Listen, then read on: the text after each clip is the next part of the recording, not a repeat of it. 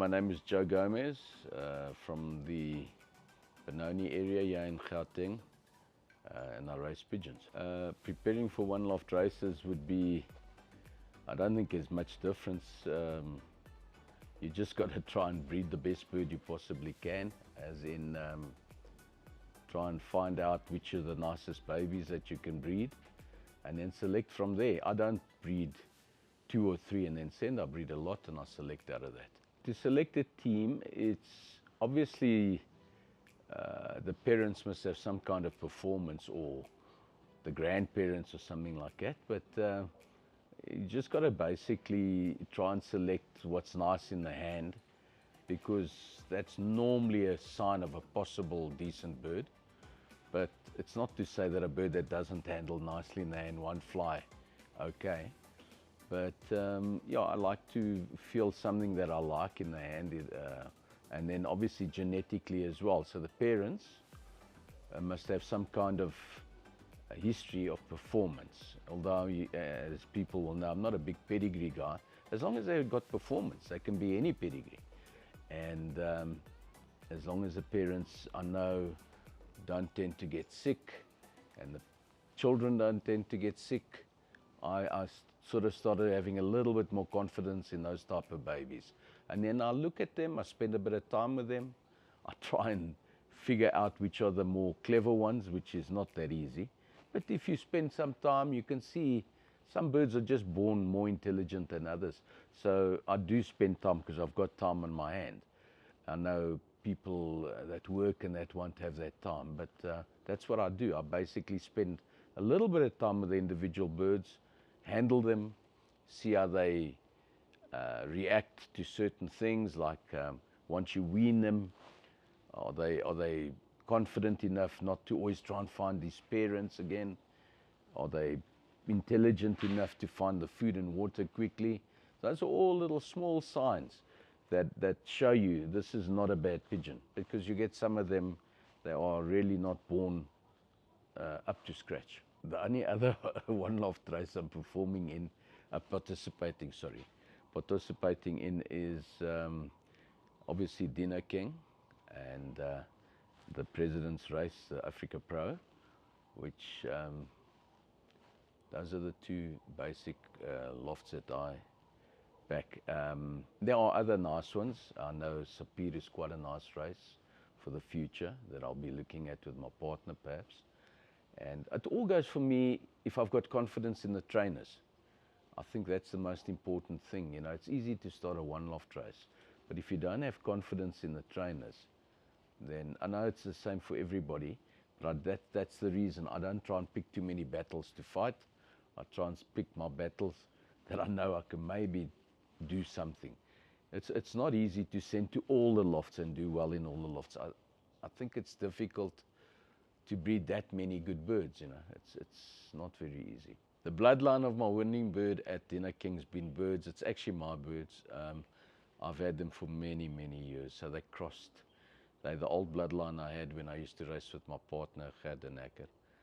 So yes, it's basically my old family of pigeons. Got a little bit of old Joe in there, which has been around for ages, and Jet.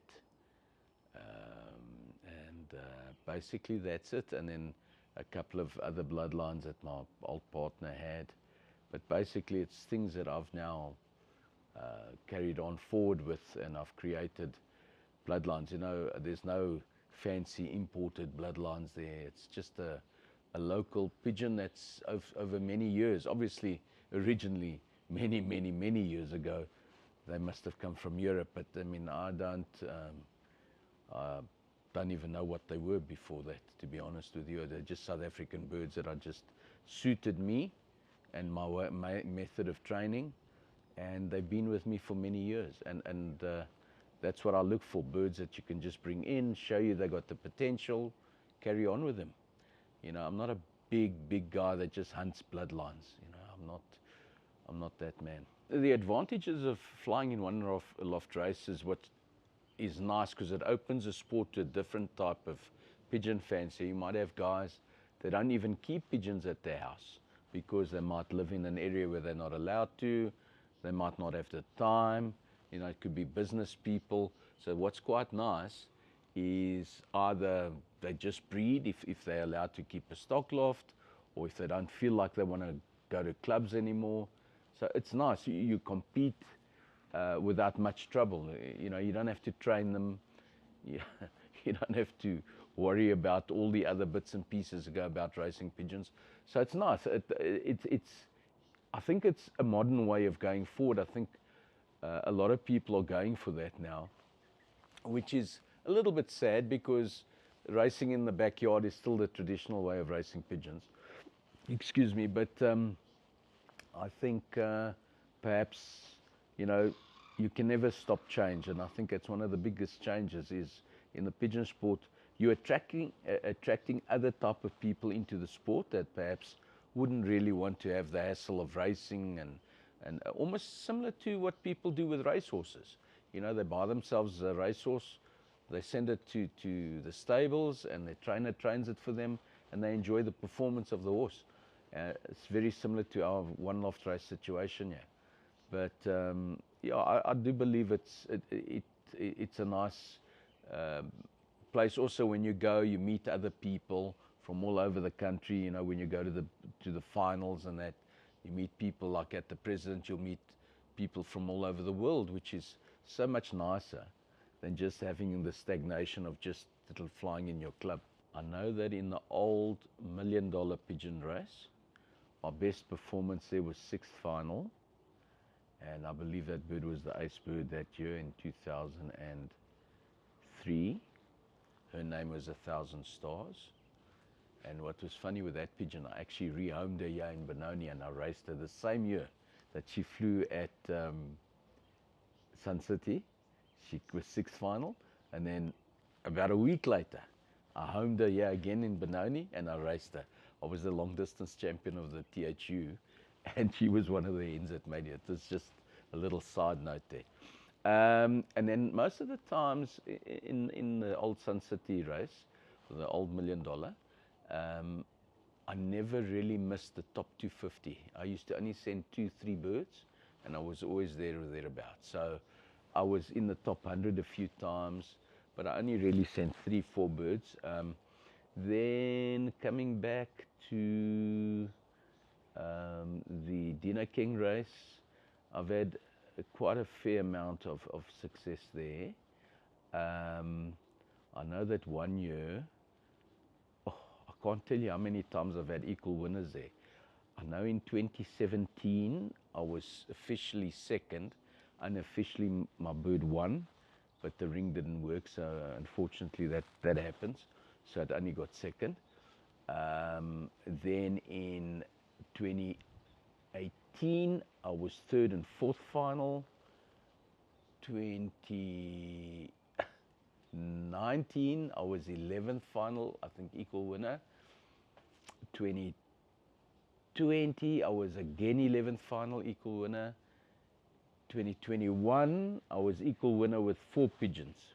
There was quite a big kit it was a fairly fast race. There was 4 birds that landed, and there was 4 of mine between my old team of Gert, and I entered it under myself, and with Peter as well, with Peter Kukumur and myself. 21 I don't think was such a hot year, I can't remember.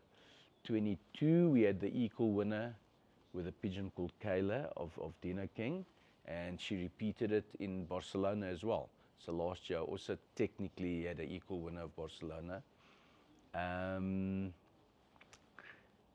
Obviously this year we had the one at Dinner King, the Barcelona, with a little hen called Lynette. She won it. There was 2 breakaway pigeons with Louis' pigeon, Louis Buerta, and I was lucky enough my bird walked in first.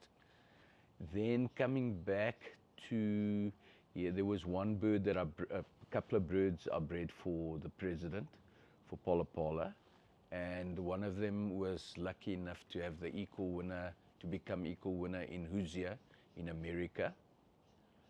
Yeah, so that was quite a nice achievement for the President and his loft.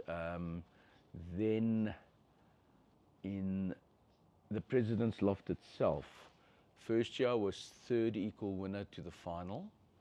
we ended up, I think, 7th black jacket, and I had the 2nd ace bird there with a pigeon called Romeo. Last year, we were 4th black jacket final with a hen that also ended up 10th ace called Angel. For next season, I'll speak to my partner Peter, because Peter is the money man. Because without money, you could have the greatest ideas. If you don't have money, you don't have nothing. But Peter will definitely be seeing me at the Africa Pro final, then him and I will discuss. And yeah, I am preparing to breed again for Dina King and obviously Africa Pro, and perhaps 1 or 2 other races. I'll speak to Peter and see if I've got enough decent birds, because that's always the challenge for me. Have I got some decent birds to send? To send pigeons is easy, but I must have confidence that at least I think to myself they have a chance. Otherwise, you know, I don't want to just gamble. For guys that are established, obviously they've got their routines and their methods of doing things. People that are maybe struggling or beginners, you know, there's no 2 ways about it. It's an old cliche. You've got to breed out of healthy birds. So if your stock birds are not absolutely healthy, your baby somewhere along the line will have a problem. So try and make them healthy. If you have to medicate them. Give them a good dosing before you mate them up. I'm not one that uses medicine, but I'm talking about other people that perhaps need it. You know, it's no good. Now you want to fly like Joe, but you know, I've got other experience. I've got many years of experience of selecting and spotting problems. So rather treat your birds, get them on a healthy thing, and then breed with them. Try and breed obviously out of your best birds. But if I can give young fanciers or new fanciers, not necessarily young, don't be surprised that you buy bargains. There have been birds, for example, of ours that went for very cheap prices at the end of Africa Pro's race, and immediately they've had success. Immediately. People bought them not for much money, and I mean the one bird that Mbirka won with now, I believe the father comes from us, a pigeon called Michael. So when I was 2nd the other day at Africa Pro, Mbirka won with a little pigeon, and I don't think he paid a lot for those birds. So be aware that if you see a good fancier's birds going for cheap, buy them or take a chance and try and buy them. There was another young man that asked my advice, and he took it. He bought some of our birds that were sold cheap at Africa Pro last year, and I know he sent them to one loft. He doesn't even race. He sent them to one loft race, and he told me he had immediate success. I don't know how much success, but he said to me he was very happy, and the birds went for very cheap. So those young, like Dina King coming up, be very aware. You might get very nice pigeons for cheap, or not. It's not always cheap, that means, but I'm saying there's nice birds out there for you to, and they're young birds. You know, I like to breed out of young pigeons. An old bird, it's like humans, you know, the older you get, the more complications you get. So try and breed with a young pigeon, especially the hens. Try and not use too old hens. There are good old hens out there, but that's the exception to the rule. You know, they get the hens that breed until they die. But don't be too, that doesn't happen very many times. Rather use young hens that have maybe just raced, give them a month off and breed with them. I mean, you look at this little pigeon of Lex now, they flew phenomenally at Dina King. It's a little late bred baby. So even if you breed your birds a little bit later, you know, some of them can do it. So as long as the birds are healthy and of a good quality, I would suggest that to beginners or people that are struggling.